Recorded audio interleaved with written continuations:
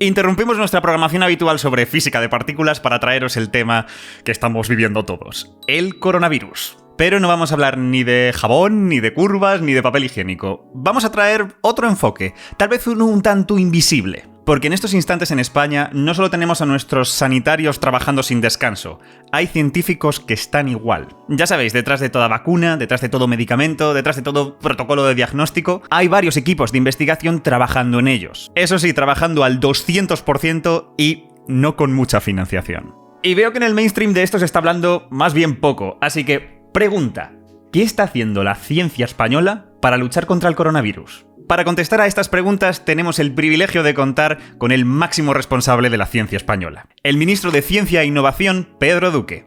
Espero que nos ponga al día. Además, no lo voy a hacer solo. Cuento con varias compañeras y compañeros divulgadores de ciencia en YouTube para hacerle llegar unas cuantas preguntas al ministro. La llamada va a ser dentro de unos minutillos, así que, bueno, a ver qué pasa. Señor ministro, ¿cómo está? Primero, ¿cómo lleva la cuarentena? Para un astronauta esto tiene que ser muy sencillo, ¿no? Bueno, la verdad es que me lo pregunta la gente, pero no es lo mismo prepararse durante años para estar 6 meses en una estación espacial y que todo te lo den planificado, que no, pues que prácticamente de la noche a la mañana pues tengas que averiguar qué hacer con los niños, cómo organizarte la comida y verdaderamente entender esto de que te tienes que quedar y mentalizarte. Yo creo que es heroico lo que está haciendo la gente en España. Poniéndonos un poquito más serios, ¿cómo se está viendo toda esta situación desde dentro del gobierno? Pues con la misma preocupación con la que se ve desde la calle. Imponerle a la gente que cambie completamente su estilo de vida y eso se ha tenido que meditar mucho, pero que se ha hecho de manera responsable. Y por otro lado, pues nosotros lo que hacemos es poner todos los medios a nuestro alcance para que alguien encuentre la solución, que son desde la ciencia donde se va a encontrar. Claro, como yo soy un pobre físico, he recurrido a un montón de amigos divulgadores aquí de YouTube. Muy bien, yo soy un pobre ingeniero, así que tienes fácil. Todos pobres. Vale, vamos con la primera. Hola, señor ministro, soy Sandra Ortonaves, divulgadora científica en el canal de YouTube La Hiperactina. Y hablando de investigación y de avances, también he leído que investigadores chinos han conseguido probar una vacuna en monos y que ahora va a empezar a probarse en humanos. Entonces, ¿cómo está la situación en España respecto al desarrollo de un fármaco contra el coronavirus? Estamos, por supuesto, en contacto con todos los países en donde se está trabajando. En España, la verdad es que estamos a un nivel bastante cercano porque durante muchos años ha habido unos centros científicos que han tenido mucha experiencia y que trabajan muy bien. Entonces, tenemos 2 equipos distintos en el Centro Nacional de Biotecnología que están ya en fases bastante avanzadas de consecución de una vacuna, atacando el problema de dos formas completamente distintas y equivalentes.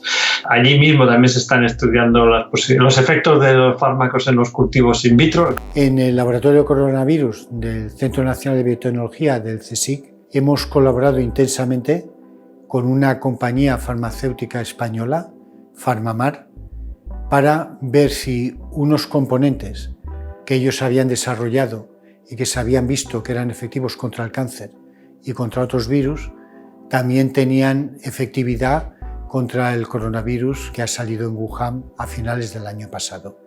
Hemos observado que efectivamente no solo inhibe la replicación del virus, sino que lo hace a concentraciones muy bajas con uno de los productos que no es tóxico para las personas. Después de este primer resultado prometedor que hemos obtenido en el laboratorio con el compuesto de PharmaMar y un coronavirus humano relacionado, la siguiente etapa es confirmar la eficacia del compuesto en un coronavirus humano muy parecido al que está circulando actualmente en España. Están haciendo muchos ensayos clínicos. Cuando ya los ensayos ya pasan a utilizar personas, pues ya son parte del sistema de sanidad, ya son ellos los que controlan los ensayos. Estamos hablando con todas las posibles industrias farmacéuticas para que estén preparadas, pues si acaso alguien descubre algo, empezar a fabricarlo. Lo estamos haciendo a toda velocidad, desde luego, y la gente está trabajando muchísimo. Ayer tuve un informe como de 12 o 13 páginas de todos los avances que se han hecho del día de ayer al día de anteayer. Fíjate. Con lo cual, simplemente la gente tiene que saber que no se puede hacer más deprisa y que mientras tanto se están haciendo ensayos clínicos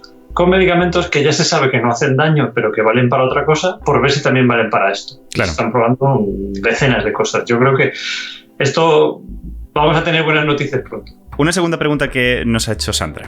He leído hace poco que se van a invertir 30 millones de euros en investigación del coronavirus. Y claro, si me paro a pensar, se me ocurren muchas disciplinas igual de importantes desde las cuales se puede estudiar este virus, ¿no? Como por ejemplo pues la biofísica para estudiar sus proteínas, su estructura, o la farmacología para desarrollar un tratamiento eficaz.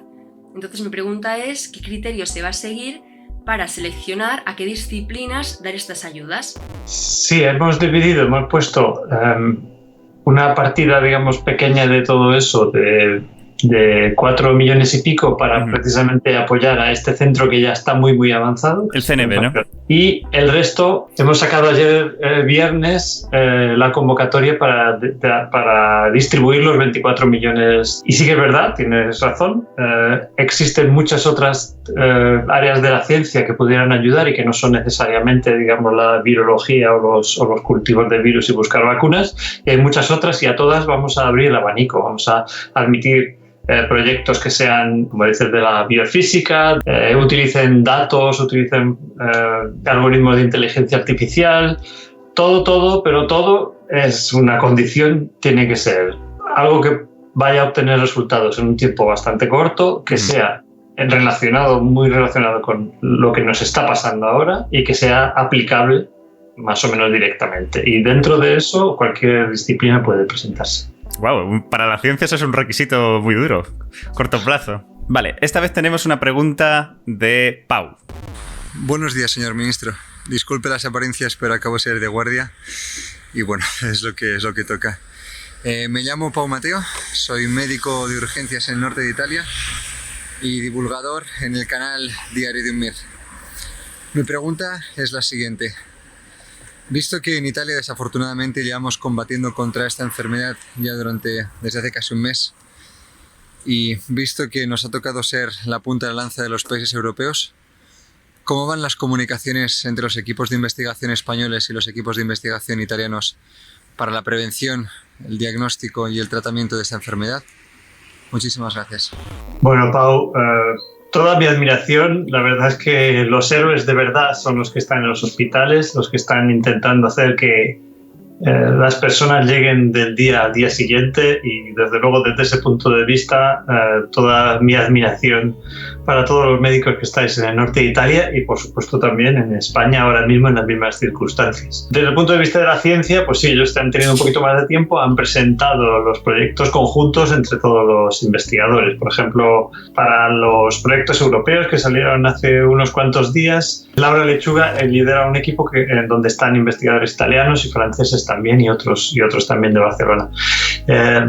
Y otra cosa que sí que se está haciendo es, por supuesto, desde España se siguen muy, muy de cerca los ensayos clínicos que se hacen en Italia y en todos los demás países y viceversa. Las agencias de medicamentos están muy en contacto y los resultados de un país se podrán aplicar directamente a otro. Es decir, que está habiendo muchas conexiones entre todos los equipos mundiales. También con China, Corea, que parece que llevan la situación un poco mejor. Pues ahí por supuesto sí que es un poquito más difícil entre el idioma, la diferencia de tecnologías y la diferencia de horario, etcétera, y la gente va con mucha prisa. Claro. Entonces, por supuesto que se sigue lo que se hace y nosotros hemos puesto a todos los consejeros científicos de las embajadas españolas a informarnos diariamente de lo que allí pueden ellos averiguar y yo creo que bueno, tardaremos 2 o 3 días más que tardaríamos con Italia en enterarnos de cuál es el resultado cuando el resultado sea positivo, pero seguro que nos enteraremos enseguida. La siguiente pregunta es de Patri Tezanos de Antroporama. Hola, señor ministro. Soy Patri Tezanos, investigadora predoctoral en el Instituto Cajal del CSIC y divulgadora en el canal Antroporama. Yo quiero preguntar por el impacto en la ciencia española del coronavirus. Estando muchos temas administrativos parados por la situación, muchos laboratorios están temiendo que se alarguen las concesiones de nuevos proyectos y la llegada del dinero de los que dependen recursos y muchos contratos. ¿Cómo piensa el Ministerio amortiguar este parón si la situación se alarga? Y por otro lado, ¿se va a comer mucho presupuesto de ciencia el tema coronavirus? Bueno, Patri, a todos los investigadores, por supuesto, mi saludo. Tenemos un plan muy bien hecho hasta ahora de las convocatorias y las convocatorias de ciencia iban a salir en el segundo semestre de todas maneras, prácticamente todas, así que tenemos esperanza de que eso no cambie mucho, pero creemos que superaremos esta fase y doblaremos la curva antes de que empiecen a salir las convocatorias. Por otro lado, por supuesto, estamos estudiando otras posibilidades, hemos visto lo que hacen en otros países y bueno, pues dentro de la medida de lo que podamos, intentaremos paliar las situaciones que puedan derivarse directamente de este parón. Todo eso, por supuesto, implicará más dinero y hay que tener mucho cuidado porque hay muchísimas otra gente que no son científicos que están sufriendo bastante más que vosotros. La gente que estaba en los bares, en los restaurantes, los que están ahora mismo no fabricando coches, toda esa gente hay que también ayudarla y el gobierno pues tiene que utilizar sus medios de la forma más justa posible. Y una buena noticia es que todos estos fondos que estamos utilizando ahora directamente para el combate directo contra esta epidemia son adicionales. No estamos sacando fondos de otro sitio. Todos estos 30 millones de euros nos los ha dado Hacienda porque el gobierno piensa que es importante poner más dinero en ciencia para esto y sin quitar de lo demás. Tenemos ahora la pregunta de Amjad. Hola, señor ministro. Yo soy Amjad Radwan, soy médico y divulgador científico en el canal de YouTube Glóbulo Azul. Y mi pregunta para usted es, ¿hará esta crisis que de aquí en adelante la ciencia tenga un papel más determinante a la hora de tomar ciertas decisiones? Es decir, ¿cuál va a ser a partir de ahora el papel de la ciencia en la política y el de la política en la ciencia? Muchas gracias. Al hilo de esta pregunta creo que viene muy bien también otra que hizo Patri. Como usted bien sabrá, en España aún seguimos por debajo de la media europea en presupuesto dedicado a ciencia. Pero ahora parece que todos de repente nos hemos acordado de ella y de lo útil que es, igual que del sistema sanitario. ¿Piensa que esta crisis puede servir de palanca para convencer de una vez a aumentar lo que en España se invierte en ciencia? ¿Qué percibe usted desde dentro del gobierno y lo que habla con otros políticos? Tengo que decir que en estos pocos días con los únicos políticos que he hablado ha sido con los otros miembros del gobierno, pero sí que es cierto que desde antes de esta crisis yo creo que ya habíamos sido capaces de construir la idea, incluso de todos los demás partidos políticos también, de que hay que darle la vuelta a esto. España está a la mitad de recursos en ciencia e innovación que los otros países europeos, a los que nos queremos parecer, ¿no? Desde antes de esto ya tenía mucha esperanza de que íbamos a tener un plan por el cual en unos pocos años íbamos a ponernos en la media europea y en otros pocos íbamos a ponernos con los países más avanzados. Ahora, ¿qué ha ocurrido? Pues sí que es verdad que es posible que mucha más gente se haya dado cuenta de que el sistema de ciencia tiene que estar bien alimentado de siempre para responder a cualquier cosa que ocurra. Claro, porque nos vienen ahora, después, cuando salgamos de toda esta crisis, vamos a estar en una situación bastante complicada. Entonces, yo me temo que, a pesar de que haya esa conciencia social en el que el sistema sanitario es súper importante, nuestro sistema científico también es súper importante, vamos a estar en una situación tan delicada a nivel político que me temo que vamos a acabar en la misma situación. Vamos a acabar todavía en este parón en el que estamos, en el status quo que estamos. No creo. Yo creo que esto que nos está pasando va a meter la cuchara muy adentro en el revolver las ideas de cómo estábamos construyendo nuestro país y nuestro continente Europa y el mundo entero. Antes de ayer se cambiaron ciertas reglas importantes en Europa. Ayer se cambiaron las reglas del déficit para que todo el mundo pues pueda ayudar a las personas que van a caer en una situación precaria por culpa de que se pare la economía, por culpa de todas estas medidas que estamos tomando. Y todo eso ha cambiado muchísimo la mentalidad de mucha gente y nos corresponde hacer que ese removido luego no caigan las capas exactamente como estaban, sino permanentemente remover hasta que lo consigamos, incluso cuando acabe la crisis. Bueno, señor ministro, última pregunta. Esta viene de mi cosecha. Es el tema bulos. Y lo que me preocupa no es tanto los bulos en el sentido de decir que el coronavirus es un experimento fallido que ha salido de un laboratorio chino o algo así, sino más bien bulos que pueden afectar a la gente en casa de verdad. Por ejemplo, una cosa que he visto en YouTube últimamente son muchos canales de cocina que se dedican a dar receta de cómo hacer desinfectante. Y es increíble, o sea, es una cosa increíble, porque muchos de ellos además se auspician un poco en la receta oficial que ha dado la OMS. Y ellos literalmente dicen tanto de glicina, tanto de... Pero claro, luego te ves la receta de la OMS y te das cuenta que es una receta para químicos, que es una cosa que Débora García, que es otra divulgadora en química, ha puesto de manifiesto en redes, que es muy peligroso que la gente en casa esté jugando a ser químicos precisamente cuando la receta es para una persona que tiene esa preparación de ser químico, sabe los peligros, sabe cómo se tienen que medir las cosas, sabe el ambiente de asepsia en el que se tienen que hacer ese tipo de cosas. Entonces mi pregunta es si realmente el Ministerio ha activado algún protocolo, algunos protocolos para que la gente esté bien informada y sepa contrarrestar bien estos bulos, ¿no? Ahora ya empieza a ser un poquito preocupante y en el Instituto de Salud Carlos III van a poner un equipo especial dirigido directamente a recopilar todas estas cosas que se van diciendo por ahí y tratar de desmentirlos de una forma sistemática. Muy bien, ministro, pues esto ha sido todo. Muchísimas gracias una vez más por su tiempo. Por nuestra parte, a estar en casa y bueno, supongo que también concienciar a la gente a que haga lo mismo, sobre todo también a nuestros compañeros en Latinoamérica. Pues sí, que sepan los compañeros en Latinoamérica que hay que hacer caso de las medidas que eviten el contagio por muchas razones muy importantes y una de ellas, y la más importante, es que las personas que contagian o que contagiamos normalmente no nos damos cuenta de que lo estamos haciendo, por lo tanto hay que tener una disciplina. Creo que esa es la conciencia más importante que tiene la gente que tener, precisamente para que en los países en donde la epidemia todavía no se ha asentado, pues no llegue. Desde ya puedes empezar a evitar la propagación de la epidemia y sobre todo hacer caso de las autoridades sanitarias en cada uno de los países que estarán viendo cuál es la situación. Mucha suerte a todos y mucha salud. Ok, conclusiones que sacamos de todo este tinglao.